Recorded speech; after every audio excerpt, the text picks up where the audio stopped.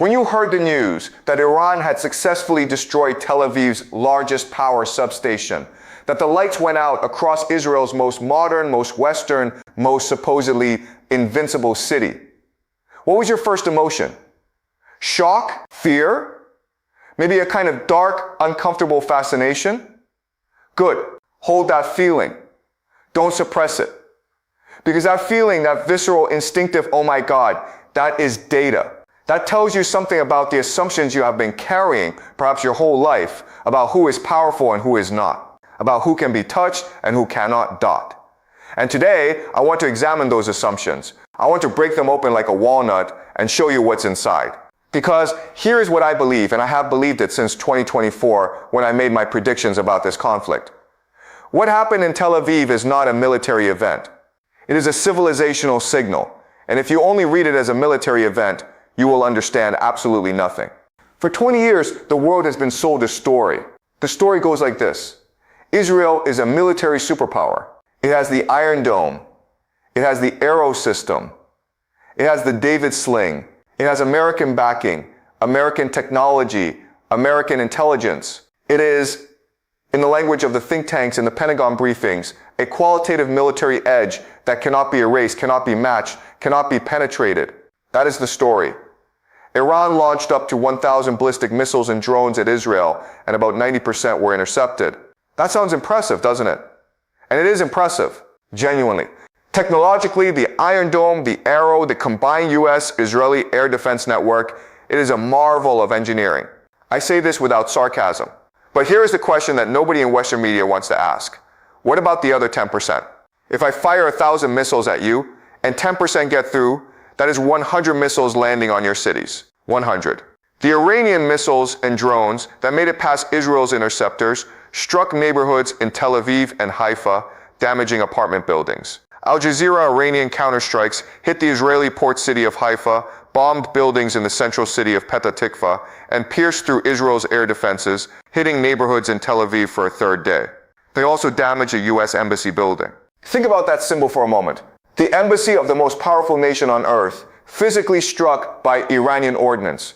If that had happened in 1983, it would have been called an act of war requiring nuclear consideration. Today, it appears in paragraph 7 of a news article. We have normalized the impossible. And that normalization is itself a kind of defeat. Now, let us talk about the substation. The destruction of Tel Aviv's largest power substation is not just a tactical strike. It is a message written in the language of infrastructure.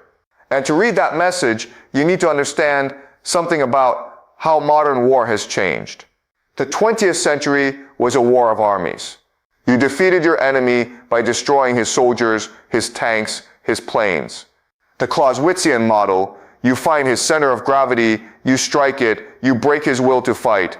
But the 21st century, and this is what the strategists at places like Rand Corporation and the Belfer Center are slowly, reluctantly coming to admit, the 21st century is a war of systems. You don't defeat your enemy by killing his soldiers. You defeat him by making his civilization unlivable. No electricity means no water pumps.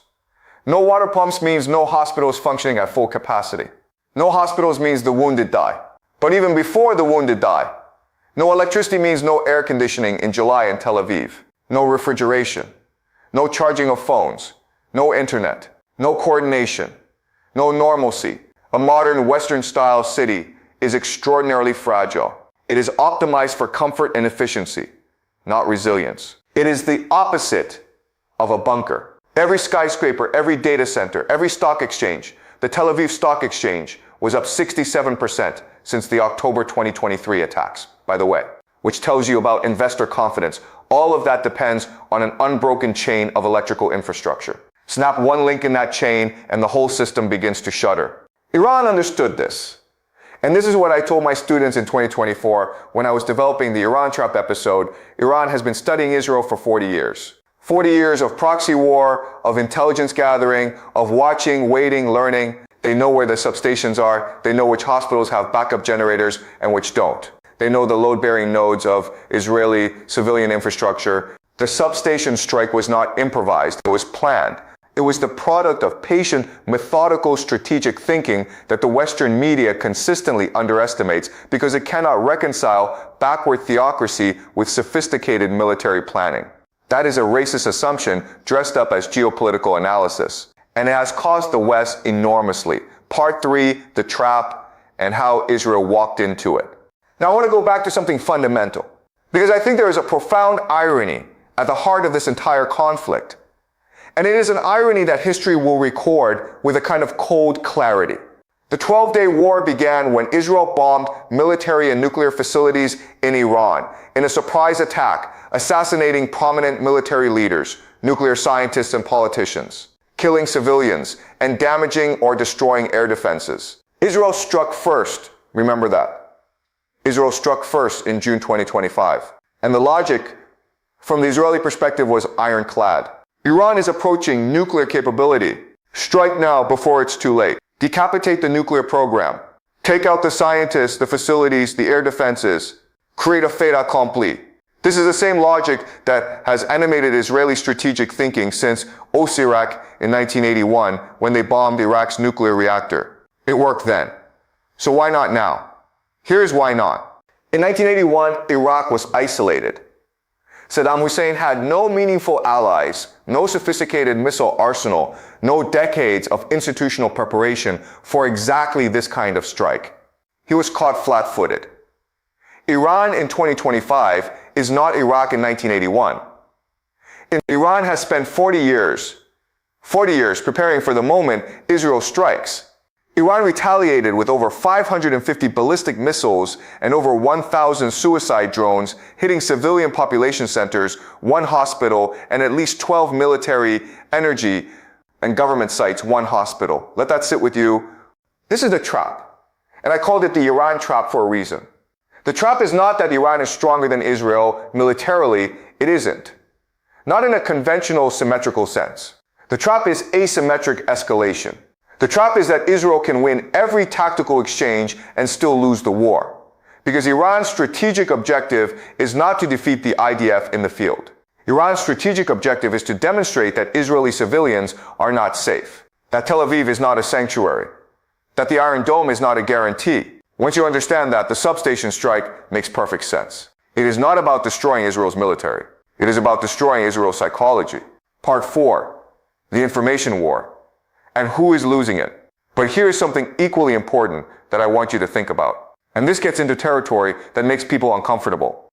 The internet in Iran is disconnected. We are left without news while on state television. Iran is on the verge of taking over Tel Aviv and Washington. That quote from an Iranian civilian speaking anonymously to Al Jazeera is one of the most important sentences you will encounter in understanding this conflict. Because it captures something that applies not just to Iran, but to every side in this war.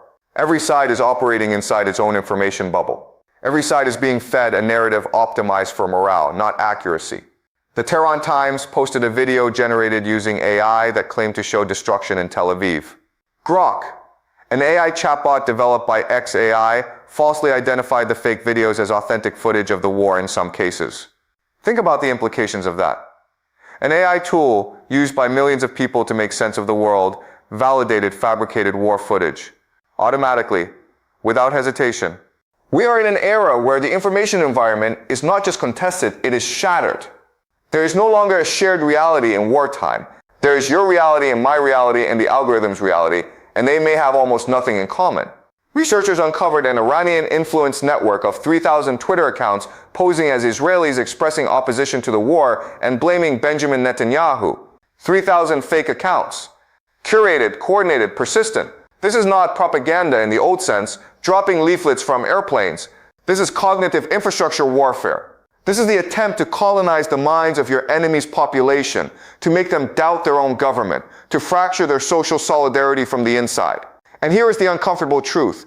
It works. Not perfectly, not completely, but it works enough to matter. The lights going out in Tel Aviv is a physical event. But the war being waged in the information space is, in many ways, more consequential for the long term.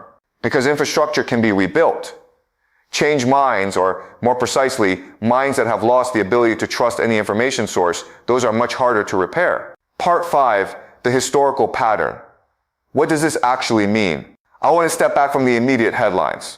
I want to do what predictive history is designed to do, which is to look at this event not as an isolated crisis, but as part of a pattern that stretches back centuries. When have we seen this before? We have seen it in 1973.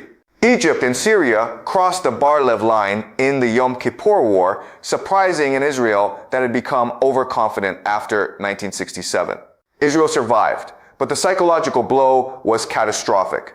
The myth of Israeli military invincibility, the sense that the Jewish state was protected by something almost supernatural, that myth died on October 6, 1973, and Israeli society never fully recovered its pre-1973 confidence. We are seeing something structurally similar now, but at a higher order of magnitude. Because in 1973, the assault came from state armies using conventional weapons. What we are seeing today is a non-state adjacent power, Iran operating through a combination of its own military, proxy networks, and long-range ballistic missiles, demonstrating the ability to turn off the lights in Tel Aviv. The British had a phrase for moments like this. They called it an East of Suez moment. The moment when the empire realizes that the reach of its power has exceeded its grasp. That it cannot, in fact, protect everything it has claimed to protect. For Israel, the substation strike may be that moment. Not a defeat, not an end, but a recalibration, forced, painful, and deeply consequential of what is possible and what is not. Part 6, the regional chessboard. Let me quickly paint the regional picture, because you cannot understand Tel Aviv without understanding Tehran, and you cannot understand Tehran without understanding the entire board. Beginning in late December 2025, massive nationwide anti-regime protests erupted in Iran, driven by economic crisis, the collapse of the rial, and rising prices. The protests became the largest in scale since the 1979 revolution, spreading to over 100 cities. This is crucial context. Iran went to war against Israel while its own population was in open revolt against the regime. Iran has one of the highest food inflation rates in the world, standing at a whopping 105% by the end of last month.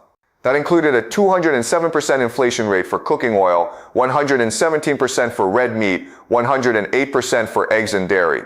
207% for cooking oil. A population that cannot afford to cook its food is not a stable political situation. So here is the strategic paradox.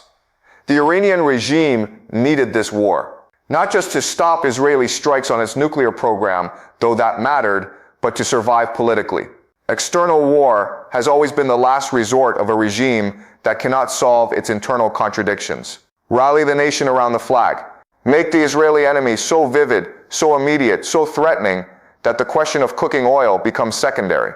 And yet, and this is the knife's edge, if the war goes badly, if Iran is seen to be humiliated, then the external threat no longer unifies. It becomes evidence of regime incompetence. Striking Tel Aviv's power substation is therefore not just military strategy. It is domestic politics. It is the regime saying to its own people, we are not losing. See, their lights are off. We hit them where it hurts. At the same time, look at what happened internationally. The United Nations and most countries expressed deep concern over Israel's strikes and call for a diplomatic solution. The strikes were condemned by many countries, including most Muslim majority and Arab states, including Egypt, Jordan, Pakistan, and Turkey, Egypt, Jordan. Countries that have peace treaties with Israel, countries that have quietly cooperated with Israel on security matters for decades. They condemned Israel publicly, loudly, and without equivocation. This tells you something about the limits of the Abraham Accords, about the limits of normalization in the absence of Palestinian justice, about the vast gulf between Arab governments and Arab populations that Western policymakers consistently and dangerously underestimate. Part 7. What comes next? The prediction now. You know I make predictions. That is what this channel, this project is built on. Not guesswork, not punditry. Structured historical analysis applied to present conditions. So, let me tell you what I think happens next. First, the infrastructure war will escalate before it de-escalates. The substation strike has established a new norm of engagement. Civilian infrastructure is now a legitimate target in this conflict. Once that norm is established, it is almost impossible to walk back. Israel will respond in kind, it already has, targeting Iranian energy infrastructure and beyond. Satellite images show damage to the electrical substation that powers Iran's nuclear plant at Natanz. Both sides are now playing the same game. That game ends only when one side cannot continue, or when external pressure forces a ceasefire. Second, the United States is the indispensable variable and also the most dangerous one. The United States entered the military clash with bunker buster strikes on Iran's Natanz, Fordo, and Isfahan nuclear facilities. America is now directly at war with Iran, not by proxy, not by supplying weapons, directly, with its own bombers. And Iran retaliated by firing missiles at the US base in Qatar. Iranian missiles targeting American soil. A US military base as American soil is an act of war by any conventional definition, which means we are no longer watching a regional conflict with American involvement. We are watching a conflict that has the potential to become something much, much larger. Third, and this is the prediction that will make some of you uncomfortable, Israel will win the military exchange and lose the strategic competition. It will degrade Iran's nuclear program. It will kill Iranian generals. It may even see regime instability in Tehran. Israel sees its task as the culmination of a long-standing policy, ushering in regime change from within. But regime change in Iran, if it happens, will not produce the liberal, democratic, Israel-friendly government that Netanyahu imagines. Many Iranians who have taken to the streets are united only in their hostility to the government, with various factions calling for everything from the restoration of the monarchy to a full democracy. Others are rallying on the government's side after the attacks on their country. Bombing a country does not produce a friendly successor government. Ask the Americans about Iraq. Ask them about Libya. Ask them about Afghanistan. The pattern is consistent. The lesson is unlearned. Let me close with this. Tel Aviv went dark. In the grand sweep of history, that is a small event. Buildings were damaged. Infrastructure was disrupted. People were frightened. It is terrible, it is human suffering, and it is real. But what it means, symbolically, strategically, historically, is enormous. For 75 years, the State of Israel has been built on a promise that Jewish people, after the Holocaust, after millennia of persecution, could have a place of safety, a place where the lights stay on, a place where the children sleep soundly, a place that cannot be touched. That promise was always in tension with the realities of the Middle East. And now that tension has become impossible to ignore. The darkening of Tel Aviv is not the end of Israel. I want to be very clear. I am not predicting the destruction of Israel. History does not work that fast. And states are more resilient than we imagine. But it is the end of a particular story that Israel told about itself and that the West told about the Middle East, order it had constructed. The story of permanent dominance. The story of unbreachable walls. The story of a new Middle East integrated and normalized with Israeli power as its organizing principle. That story, on the night the substation fell, lost a significant chapter. And what gets written in the chapters to come depends on whether anyone in Jerusalem, in Tehran, in Washington, in the Arab capitals has the wisdom and the will to choose a different kind of story. History, as I keep telling my students, does not repeat itself, but it rhymes. And right now, if you listen carefully, if you turn off the noise, the propaganda, the Twitter bots, and the AI-generated footage, you can hear a very old, very familiar rhyme. It sounds like hubris meeting consequence. It sounds like the moment before the page turns. Pay attention. Class dismissed.